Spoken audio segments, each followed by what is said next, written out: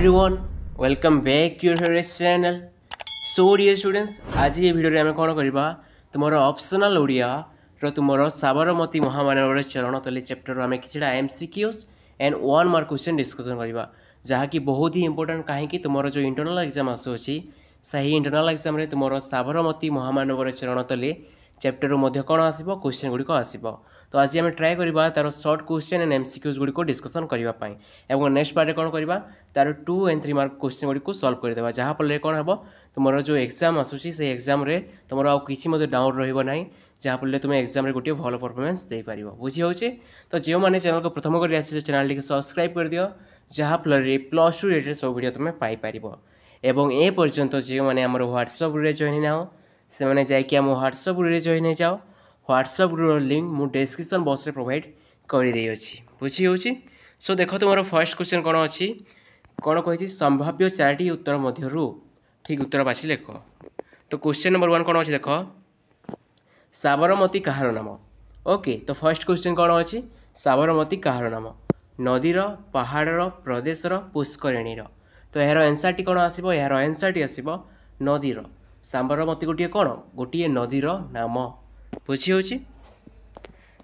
Question number 2 देख महामानव कहले क्या बुझाए महामानव कहले क्या बुझाए नेहरू महात्मा गांधी सरदार पटेल लोकमान्य तिलक तो यार आंसर टी कौन आसो यार आंसर टी आसो महात्मा गांधी बुझीपार यही चैप्टर रे महामानव कहले क्या बुझाए महात्मा गांधी को बुझाए नेक्स्ट क्वेश्चन देख क्वेश्चन नंबर 3 कौन अच्छी साबरमती आश्रम क्यों प्रदेश रे अवस्थित साबरमती आश्रम क्यों प्रदेश रे अवस्थित महाराष्ट्र गुजरात बिहार ओडिशा तो यार आंसर टी कौन आसो पिला माने यार आंसर टी आसो तुमर गुजरात बुझी साबरमती आश्रम क्यों प्रदेश रे अवस्थित तुमर गुजरात फास्ट टिके ध्यान शुण देख तुमर साबरमती आश्रम किए प्रतिष्ठा करथिले साबरमती आश्रम महात्मा गांधी ही प्रतिष्ठा करथिले एवं महात्मा गांधी केउठारे जन्मग्रहण करथिले गुजरात ठारे जन्मग्रहण करथिले तो तुम यही बोली मन रखिबा बुझीपार जे साबरमती आश्रम महात्मा गांधी द्वारा एस्टाब्लीश होता एवं से जेहेतु तुम कौन गुजरात प्रदेश बिलंग्स करुले तो सही स्थान रे से कौन करथिले तांकर जो साबरमती आश्रम थिला ताहा एस्टाब्लीश करथिले बा स्थापना करथिले बुझी होची नेक्स्ट क्वेश्चन देख क्वेश्चन नंबर 4 कौन देछि द्रुसदवती कहार नाम थिला द्रुसदवती कहार नाम थिला एक नदीर एक पहाड़र एक प्रदेशर एक सहरर नाम तो यार आंसर कौन आसो यार आंसर आसो एक नदीर नाम बुझी होची द्रुसदवती कौन एक नदीर नाम थिला क्वेश्चन नंबर 5 देख द्वारका देवता किए श्रीकृष्ण देन अच्छी तुम बलराम देन अच्छी शिव देन अच्छी ब्रह्मा तो यार आंसर कौन आसो यार आंसर आसो तुम श्रीकृष्ण ओके द्वारका देवता किए तुम श्रीकृष्ण क्वेश्चन नंबर 6 देख कपिलावस्तु त्याग करी किए दूर को चली जाइथिले कपिलावस्तु त्याग करी किए दूर को चली जाइथिले तो ऑप्शन नंबर क देछि महावीर ऑप्शन नंबर ख गौतम बुद्ध ऑप्शन नंबर क अशोक एवं ऑप्शन नंबर ख खारवेल तो यार आंसर टी कौन आसो यार आंसर आसो गौतम बुद्ध बुझी होची कपिलावस्तु त्याग करी किए दूर को चली जाइथिले मीन्स तुम आंसर कौन आसो तुम गौतम बुद्ध बुझी होची क्वेश्चन नंबर 7 देख निमाई किए रामकृष्ण परमहंस विवेकानंद श्री चैतन्य रामानुजन तो यार आंसर टी कौन आसो बोले माने यार आंसर टी आसो तुम श्री चैतन्य को बाल्य नाम कौन थिला तुम निमाई बा अन्य नाम कौन थिला तुम निमाई बुझी होची क्वेश्चन नंबर 8 देख सबुरी मरमे कहार जीवनवती चलुची सबुरी मरमे कहार जीवनवती चलुची निमाई द्वारका देवता बुद्धदेव महात्मा गांधी तो यार आंसर कौन आसो यार आंसर आसो महात्मा गांधी बुझी होची यार आंसर कौन आसो महात्मा गांधी नेक्स्ट क्वेश्चन देख कोटी गरीबर अश्रु को गांधी कौन कले ओके कोटी गरीबर अश्रु को गांधी कौन कले कोटी मेखला कंठमाला शिरोभूषण मथा तिलक तो यार आंसर कौन आसो यार आंसर आसो तुम कंठमाला बुझी होची यार आंसर कौन आसो कंठमाला ओके हाँ एठारे तुम शिरोभूषण दे दीची आई थिंक यहाँ रॉन्ग ओके तुम आंसर कौन आसो कंठमाला क्वेश्चन नंबर 11 देख निर्यातन दहन जला को गांधीजी क्योंठी धारण कले ନିର୍ଯାତନର ଦହନ ଜ୍ୱାଳାକୁ ଗାନ୍ଧୀଜୀ କେଉଁଠି ଧାରଣ କଲେ? ବକ୍ଷରେ, କଣ୍ଠରେ, ଶିରରେ, ପାଦରେ। ତ ଏହାର ଆନ୍ସରଟି କ'ଣ ଆସିବ? ଏହାର ଆନ୍ସରଟି ଆସିବ ତୁମର ବକ୍ଷରେ। ବୁଝିହେଉଛି? କେଉଁଠି ଧାରଣ କଲେ? ନା ବକ୍ଷରେ ଧାରଣ କଲେ। क्वेश्चन नंबर 12 देख कहार आसन को महामानव कुसुममय करदे? कहार आसन को महामानव कुसुममय करदे? स्वाधीनता संग्रामीर, शिल्पपतिर तुम रिपीट हो निष्पेषितर। तो यार आंसर कौन आसो? यार आंसर आसो तुम ऑप्शन नंबर ख निष्पेषित। निष्पेषित बा दलित लोक मान कौन करते? आसन को महामानव कुसुममय करदे। बुझी होची? नेक्स्ट क्वेश्चन देख क्वेश्चन नंबर 13 कौन अच्छी? दीनबंधु बोली क्या संबोधन कर दीनबंधु बोली क्या संबोधन कर फास्ट देख दीनबंधु मीन्स कौन? दिन मीन्स तुम दरिद्र। बुझी होची? दिन मीन्स कौन? तुम दरिद्र। आउ गोटे दिन अच्छी तुम हर्षे दिन। दिन मीन्स से दिन मीन्स कौन? तुम दिवस। बुझी होची? से दिन मीन्स कौन? दिवस। आउ तुम दीर्घ दिन मीन्स कौन? तुम दरिद्र। तो दरिद्र मान बंधु। दीनबंधु मीन्स कौन? दरिद्र मान बंधु। ओके, दरिद्र मान बंधु बोली क्या संबोधन कर ऑप्शन नंबर क देसी कौन? महात्मा गांधी। देन देख ऑप्शन नंबर ख अच्छी बुद्धदेव। ऑप्शन नंबर ग निमाई। ऑप्शन नंबर ख कपिला वस्तुर राजा। कपिला वायु होती किंतु एठारे ऑप्शन कौन? कपिला वस्तुर राजा। तो यार आंसर कौन आसो? यार आंसर आसो तुम महात्मा गांधी। महात्मा गांधी कौन? तुम दीनबंधु थे। बुझी होची? क्वेश्चन नंबर 14 देख कटी तटे दिन कौपनी किए धारण करते? कटी तटे दिन कौपनी किए धारण करते? कटी मीन्स कौन? तुम अंटा। ओके, नेहरू, गांधीजी, श्रीकृष्ण, निमाई। तो यार आंसर टी कौन आसो? यार आंसर टी आसो तुम गांधीजी, जहाँकि ऑप्शन नंबर ख रे अवस्थित। बुझी होची? क्वेश्चन नंबर 15 देख महामानवंकर पथ किपरि थिला? महामानवंकर पथ किपरि थिला?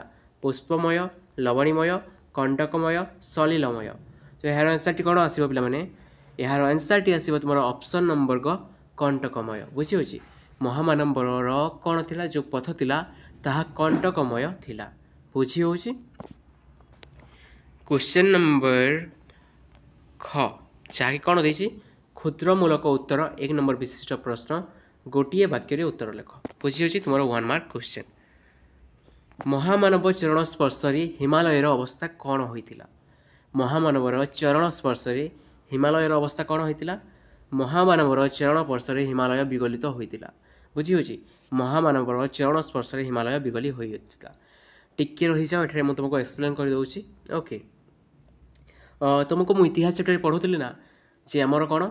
आमर इतिहास कल्पनार मात्रा अधिक देखा जाए। ओके, हिंदू समाज बा भारतर कौन इतिहास रे कल्पनार मात्रा अधिक देखा जाए। मुझे मेंशन करी जो राइटर बा जो लेखक मैंने था से मैंने कौन जहाँ विषय लिखुता ईश्वर सहित तुलना कर गोटे कौन ना सुपर नेचुरल पावर दे था। बुझी होची?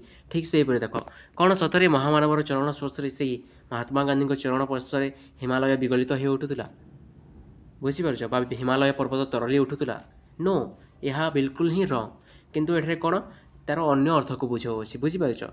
तो कौन होता है तुम यही भाव में जो मेंशन थाए तेणुक आमर से हिंदू जाति बा से भारतर इतिहास को कौन कहुए कल्पना मिश्रित बा कल्पनार मात्रा अधिक देखा जाए। बुझी होची? तुमको से एक्सप्लेन कौन एक्जाम्पल देती और एठारे तुमको प्रत्यक्ष एक्जाम्पल देउछि। जो मैंने आम इतिहास चैप्टर पढ़ी अच्छे जो आम MCQ गुड़िक डिस्कसन कर तुम इंटरनल एग्जाम तो से निश्चित रूप से रिलेट करें। बुझी होची?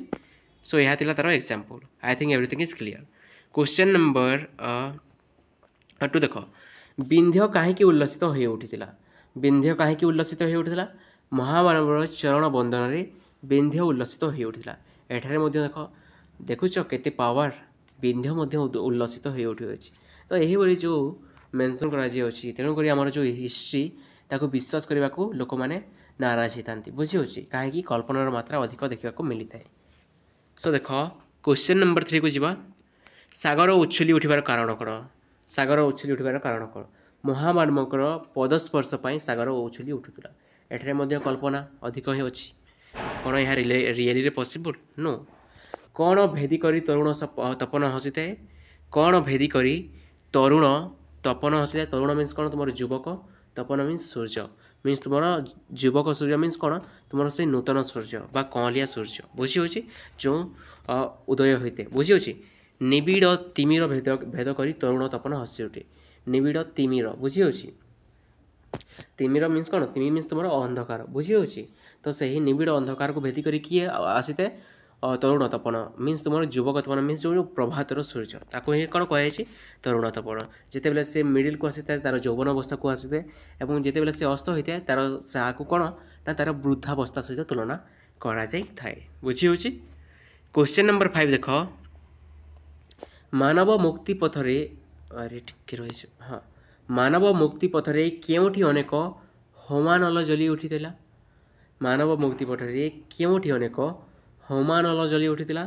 ମାନବ ମୁକ୍ତି ପଥରେ ଦୃଷଦ୍ବତୀ ନଦୀର ଶାନ୍ତ ତଟରେ ଅନେକ ହୋମାନଲ ଜଳି ଉଠିଥିଲା। ବୁଝିହେଉଛି। ଅନେକ କ'ଣ? ହୋମାନଲ ଜଳି ଉଠିଥିଲା। କ୍ୱେଶ୍ଚନ୍ ନମ୍ବର 6 ଦେଖ। ସେ କ୍ୱେଶ୍ଚନ୍ ନମ୍ବର ନାହିଁ, ଛାଡ଼। କ୍ୱେଶ୍ଚନ୍ ନମ୍ବର 7 ଦେଖ। ଦ୍ୱାରକାର ଦେବତା କିଏ? ଦ୍ୱାରକାର ଦେବତା କିଏ? ବୁଝିହେଉଛି। ତ ଏହାର ଆନ୍ସର୍ କ'ଣ ଆସିବ ପିଲାମାନେ? ଦ୍ୱାରକାର ଦେବତା ଶ୍ରୀକୃଷ୍ଣ, ଯାହାକି MCQରେ ମଧ୍ୟ ଆମେ ଦେଖିଥିଲେ। କ୍ୱେଶ୍ଚନ୍ ନମ୍ବର 8 ଦେଖ। ଦ୍ୱାରକାର ଦେବତା କ'ଣ ପାଇଁ ଥରେ ଜଗି ଉଠିଥିଲେ? ଦ୍ୱାରକାର ଦେବତା କ'ଣ ପାଇଁ ଥରେ ଜଗି ଉଠିଥିଲେ? ଦ୍ୱାରକାର ଦେବତା ମହାଭାରତ ସମର ପାଇଁ ଥରେ ଜଗି ଉଠିଥିଲେ। ବୁଝିହେଉଛି। ଦ୍ୱାରକାର ଦେବତା ମହାଭାରତ ସମର ପାଇଁ ଥରେ ଜଗି ଉଠିଥିଲେ। ଜଗି ନୁହେଁ, ଜାଗି। କ୍ୱେଶ୍ଚନ୍ ନମ୍ବର 9 ଦେଖ। କପିଳାବସ୍ତୁ ତେଜୀ ଭିକ୍ଷା ମାଗିବା ପାଇଁ କିଏ ଦୂରକୁ ଯାଇଥିଲେ? କପିଳାବସ୍ତୁ ତେଜୀ ଭିକ୍ଷା ମାଗିବା ପାଇଁ କିଏ ଦୂରକୁ ଯାଇଥିଲେ?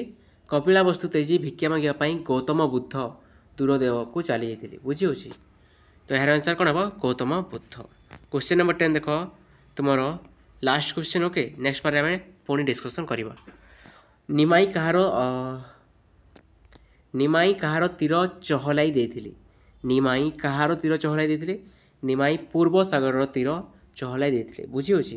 ପୂର୍ବ ସାଗରର ତୀର ଚହଲାଇ ଦେଇଥିଲେ। ଲେଟ୍ ମି ଏକ୍ସପ୍ଲେନ୍ ୟୁ। ଓକେ, ପୂର୍ବ ସାଗର କେଉଁଠି ଅଛି ଟିକେ କହିଲ?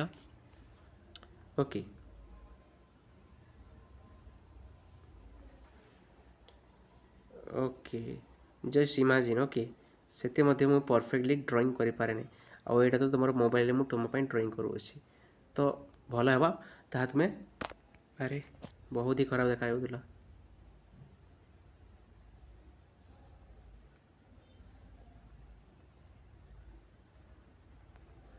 ହଁ, ଓକେ, ଯେତେ ବି ହେଇଛି ଭଲ ହେଇଛି। ଓକେ, ଏହା କ'ଣ ତୁମର India map? Okay, India map ପରି ଜଣାଯାଉନି, ମୁଁ ମଧ୍ୟ ଜାଣିଛି, ବଟ୍ ତାକୁ ଏହାକୁ କନସିଡର କର ଇଣ୍ଡିଆ ମ୍ୟାପ୍। ଓକେ, ତ ଏହି ସାଇଡ଼୍ରେ କ'ଣ ଥାଏ ତୁମର? ଏହି ସାଇଡ଼୍ରେ ଥାଏ ଆମର ଓଡ଼ିଶା। ଓକେ, ଏହି ସାଇଡ଼୍ରେ କ'ଣ ଆମର ଓଡ଼ିଶା ଅଛି। ଓକେ, ଓ ମୁଁ ଡିନେଟ୍ କରୁଛି ଆଣ୍ଡ ଦେନ୍ ଦେଖ ଓଡ଼ିଶାର ଜଷ୍ଟ ଟିକେ ଉପରକୁ ମିନ୍ସ ଏହି ସାଇଡ଼୍ ଆଡ଼କୁ କ'ଣ ଥାଏ ତୁମର? ପଶ୍ଚିମବଙ୍ଗ ଥାଏ। ବୁଝିହେଉଛି। କ'ଣ ଥାଏ? ପଶ୍ଚିମବଙ୍ଗ ବା ଯାହାକୁ ଆମେ ୱେଷ୍ଟ ବେଙ୍ଗଲ ବୋଲି କହିଥାଉ।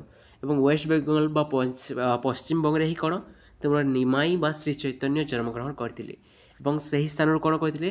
ତାଙ୍କର ନୀତିବାଣୀ, ତାଙ୍କର ସେହି କ'ଣ ତାଙ୍କର ଯେଉଁ ସେହି ଭଲ ଗୁଣ ବା ତାଙ୍କର ବାଣୀ ଏବଂ ତାଙ୍କର ସେହି ସ୍ରୋତରେ କ'ଣ କରିଥିଲେ? ସେ ପୂର୍ବ ସାଗର, ବୁଝିପାରୁଛ, ପୂର୍ବ ସାଗର ଚହଲାଇ ଦେଇଥିଲେ। ଏହି ସାଗରକୁ ମେନ୍ସନ୍, ଏହାଟା ତୁମର ଇଷ୍ଟ, ୱେଷ୍ଟ, ଉପରେ ନର୍ଥ। ଓକେ, ଏବଂ ତଳେ କ'ଣ ସାଉଥ। ଇଷ୍ଟ ମିନ୍ସ କ'ଣ? ଏହି ସାଗର ମିନ୍ସ ତୁମର ଏହି ଦେଶକୁ ହିଁ ବୁଝାଉଥାଏ। ତୁମର ଦେଶ ନୁହେଁ, ପଶ୍ଚିମବଙ୍ଗ। ଓକେ, ଏହି କ'ଣ ରାଜ୍ୟକୁ ହିଁ ବୁଝାଉଥାଏ। ଏହି ରାଜ୍ୟର ଏହି ସାଇଡ଼୍ରେ କ'ଣ ଅଛି ତୁମର? ଯେହେତୁ ପୂର୍ବ ସାଗର ଅଛି। ଓକେ, ତେଣୁକରି ଏହାକୁ ପୂର୍ବ ସାଗର ଚହଲାଇ ଦେଇଥିଲେ ତୀର। ପୂର୍ବ ସାଗର ତୀର, ହଁ ବେଶ। ତୀର ମିନ୍ସ କ'ଣ? ତୁମର ସେହି କର୍ଣ୍ଣର ପଏଣ୍ଟକୁ ବୁଝାଇଥାଏ ତୀର। ଓକେ, ତ ତୀର ମିନ୍ସ କ'ଣ? ଏହି ପାର୍ଟରେ ଯେଉଁ ଥିଲା ତୁମର ଏରିଆ, ଯେଉଁ ମୁଁ ଗ୍ରୀନ୍ କଲର୍ କରିଦେଇଅଛି। ଓକେ, ଏବେ ଯେଉଁ ୟେଲୋ କଲର୍ କରୁଅଛି, ଏହି ପାର୍ଟ, ଏହି ତୀର, ବୁଝିପାରୁଛ, ଏହି ତୀରକୁ କ'ଣ ସେ ଚହଲାଇ ଦେଇଥିଲେ ବା ତାଙ୍କର ନୀତିବାଣୀରେ ପ୍ରଭାବିତ କରିଦେଇଥିଲେ। ବୁଝିହେଉଛି। I think everything is clear. ତ ନେକ୍ସଟ ପାର୍ଟରେ କ'ଣ କରିବା? ତୁମର କ୍ୱେଶ୍ଚନ୍ ନମ୍ବର 11 ଠାରୁ ଆମେ ଆରମ୍ଭ କରିବା। ବୁଝିହେଉଛି। ତ ଯେଉଁମାନେ ଚ୍ୟାନେଲକୁ ପ୍ରଥମ କରି ଆସିଛ ଚ୍ୟାନେଲଟିକୁ ସବସ୍କ୍ରାଇବ୍ କରିଦିଅ, ଯାହାଫଳରେ ନେକ୍ସଟ ପାର୍ଟ ତୁମେ ପାଇପାରିବ। ଏବଂ ତୁମେ ଯଦି ଅଦର ସବଜେକ୍ଟ ଗୁଡ଼ିକ ଉପରେ ମଧ୍ୟ ଇଣ୍ଟରନାଲ୍ ଏକ୍ଜାମ୍ ପାଇଁ ଭିଡ଼ିଓ ଗୁଡ଼ିକ ସର୍ଚ୍ଚ କରୁଛ, ତ ତୁମେ ଆମ ଚ୍ୟାନେଲର ପ୍ଲେଲିଷ୍ଟକୁ ଯାଇ ଚେକ୍ଆଉଟ୍ କରିପାରିବ। ସେଠାରେ ତୁମେ ସବୁ ସବଜେକ୍ଟ ଉପରେ ତୁମର ଇଣ୍ଟରନାଲ୍ ଏକ୍ଜାମ୍ ପାଇଁ କ୍ୱେଶ୍ଚନ୍ ପାଇଯିବ। ବୁଝିହେଉଛି। ଏବଂ ଆଉ ଗୋଟେ କଥା, ଯାଇକି ଆମ ହ୍ୱାଟ୍ସଆପ୍ରେ ଜଏନ୍ ହେଇଯାଅ। ହ୍ୱାଟ୍ସଆପ୍ର ଲିଙ୍କ୍ ଡେସ୍କ୍ରିପ୍ସନ୍ ବକ୍ସରେ ମୁଁ ପ୍ରୋଭାଇଡ଼ କରିଦେଇଅଛି। So thank you everyone.